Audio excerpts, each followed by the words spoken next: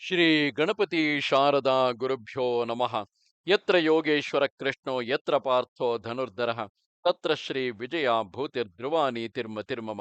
ಶ್ರೋತೃಗಳಿಗೆ ಶ್ರೀ ಅಳಸಿಂಗರಾಚಾರ್ಯ ವಿರಚಿತ ಶ್ರೀ ವ್ಯಾಸ ಮಹರ್ಷಿ ಪ್ರಣೀತ ಶ್ರೀಮನ್ ಮಹಾಭಾರತದ ಶಾಂತಿ ಪರ್ವದಲ್ಲಿ ಯುಧಿಷ್ಠಿರನು ಧರ್ಮದ ಪ್ರಾಮಾಣ್ಯವನ್ನು ಕುರಿತು ಭೀಷ್ಮನನ್ನು ಪ್ರಶ್ನೆ ಮಾಡಿದುದು ಎಂಬ 266ನೆಯ ಅಧ್ಯಾಯಕ್ಕೆ ಸ್ವಾಗತ.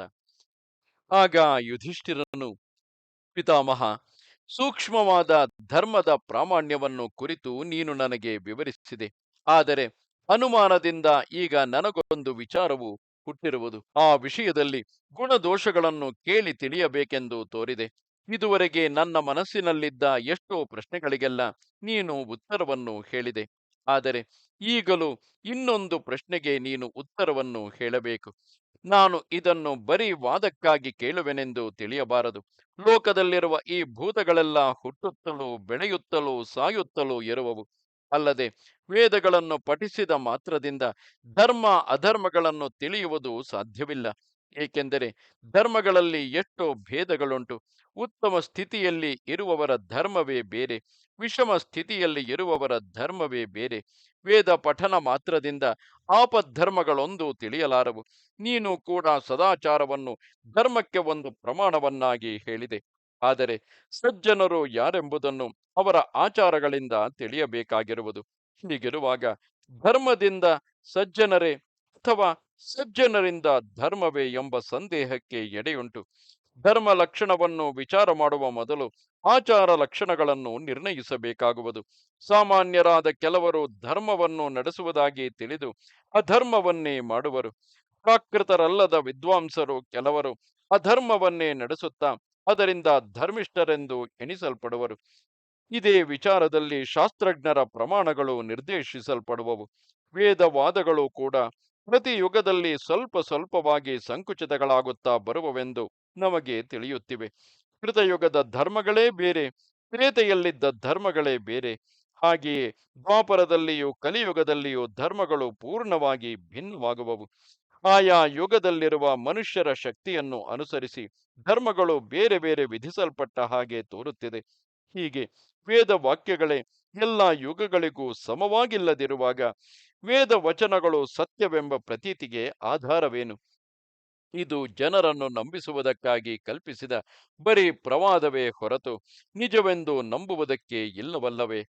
ಶ್ರುತಿಗಳು ಸ್ಮೃತಿಗಳು ಆಯಾ ಕಾಲಕ್ಕೆ ತಕ್ಕಂತೆ ವಿಧ ವಿಧವಾಗಿ ಹೊರಡುತ್ತಿವೆ. ಎಲ್ಲಕ್ಕೂ ವೇದಗಳೇ ಪ್ರಮಾಣವೆಂದು ಹೇಳುವ ಪಕ್ಷದಲ್ಲಿ ಸ್ಮೃತಿಗಳು ಆ ವೇದಗಳ ಆಧಾರದಿಂದಲೇ ಬಂದಿರುವುದರಿಂದ ಅವು ಪ್ರಮಾಣಗಳೇ ಆಗಬೇಕು. ಕೆಲವು ವೇಳೆ ವೇದಗಳಿಗೂ ಸ್ಮೃತಿಗಳಿಗೂ ಅನ್ಯೋನ್ಯ ವಿರೋಧವು ಕಾಣುವುದುಂಟು. ಆಗ ಅವುಗಳಲ್ಲಿ ಯಾವುದು ಪ್ರಮಾಣವು? ಇದು ಹೊರತು ಪ್ರಬಲರಾದ ದುಷ್ಟರು ಯಾರಾದರೂ ಈ ಧರ್ಮ ವಿಚಾರದಲ್ಲಿ ತಲೆ ಎಕ್ಕಿ ಅದಕ್ಕೆ ಅಡ್ಡಿಯನ್ನು ತಂದು ನಿಲ್ಲಿಸಿಬಿಟ್ಟರೆ ಆಗಲೂ ಧರ್ಮವು ಕೆಟ್ಟು ಅವರ ಅಧರ್ಮ ನಿರ್ಣಯವೇ ಸ್ಥಿರವಾಗಿ ನಿಂತು ಹೋಗುವುದು. ನಮಗೆ ತಿಳಿದರೂ ತಿಳಿಯದಿದ್ದರೂ ನಮ್ಮಿಂದ ನಡೆಸಲು ಸಾಧ್ಯವಾದರೂ ಅಥವಾ ಸಾಧ್ಯವಿಲ್ಲದಿದ್ದರೂ ಧರ್ಮವೆಂಬುದೇನೋ ಕತ್ತಿಯ ಅಲಗೆಗಿಂತಲೂ ಸೂಕ್ಷ್ಮವಾದುದು, ಪರ್ವತಕ್ಕಿಂತಲೂ ಮಹತ್ತಾದುದು. ಧರ್ಮಗಳು ಮೊದಲು ಗಂಧರ್ವ ನಗರಗಳಂತೆ, ಅಂದರೆ ಆಕಾಶದಲ್ಲಿ ಕಾಣುವ ಮೇಘಗಳ ಆಕೃತಿಗಳಂತೆ ಕಾಣುತ್ತಿರುವವು. ಅದನ್ನು ವಿದ್ವಾಂಸರು ಸೂಕ್ಷ್ಮವಾಗಿ ಪರಿಶೀಲಿಸುವುದಕ್ಕೆ ಹೋದಾಗ ಏನೂ ತಿಳಿಯದಂತಾಗುವವು.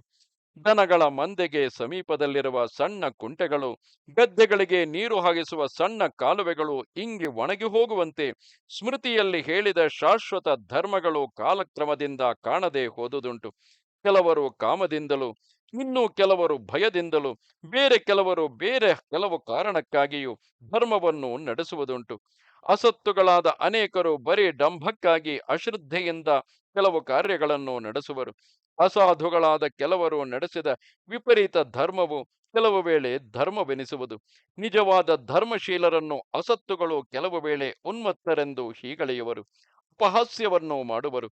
ಹಿಂದೆ ಕೆಲವು ಮಹಾಪುರುಷರು ಸ್ವಧರ್ಮವನ್ನು ಬಿಟ್ಟು ರಾಜಧರ್ಮದ ಕಡೆಗೆ ತಿರುಗಿರುವರು. ಇವನ್ನೆಲ್ಲ ನೋಡುವಾಗ ಸರ್ವಸಾಮಾನ್ಯವಾಗಿ ಎಲ್ಲರಿಗೂ ಹಿತವಾದ ಧರ್ಮಾಚರಣೆ ಯಾವುದೂ ಇದ್ದಂತೆ ತೋರಲಿಲ್ಲ. ಒಂದು ನಡತೆಯಿಂದ ಒಬ್ಬನಿಗೆ ಮೇಲ್ಮೆಯುಂಟಾಗುವುದು, ಅದೇ ನಡತೆಯು ಇನ್ನೊಬ್ಬನಿಗೆ ಬಾಧಕವಾಗುವುದು. ಇನ್ನೊಬ್ಬನು ಅದನ್ನೇ ಆಚರಿಸುವುದರಿಂದ ಏನೂ ಮಾರ್ಪಾಡಿಲ್ಲದೆ ಒಂದೇ ನೆಲೆಯಲ್ಲಿ ಇರುವನು. ಒಬ್ಬನಿಗೆ ಕ್ಷೇಮಕರವಾದುದೇ ಇನ್ನೊಬ್ಬನಿಗೆ ಹಾನಿಕರವಾಗುವುದು. ಇದರಿಂದ ಎಲ್ಲ ಆಚಾರ ಧರ್ಮಗಳಿಗೂ ಒಂದೇ ಉದ್ದೇಶವಿದ್ದಂತೆ ತೋರುವುದಿಲ್ಲ. ಹಿಂದಿನ ವಿದ್ವಾಂಸರು ಯಾವುದನ್ನು ಧರ್ಮವೆಂದು ಆಚರಿಸುತ್ತಾ ಬಂದರೋ ಅದೇ ಈಗಿನ ಧರ್ಮವೆಂದು ಆಧರಿಸಲ್ಪಡಬೇಕಾಗಿದೆ. ಆ ಪೂರ್ವಾಚಾರದ ಕಟ್ಟುಪಾಡೆ ಈಗ ಶಾಶ್ವತವಾಗಿ ನೆಲೆಗೊಂಡಿದೆ ಎಂದನು. ಇದು 266ನೆಯ ಅಧ್ಯಾಯವು. ನಮಸ್ತೆ ಶಾರದೆ ದೇವಿ, ಕಾಶ್ಮೀರ ಪುರವಾಸಿನಿ, ತ್ವಾಮಹಂ ಪ್ರಾರ್ಥೆಯೇ ನಿತ್ಯಂ, ವಿದ್ಯಾದಾನಂಚ ದೇಹಿಮೆ. ನಮಸ್ಕಾರ.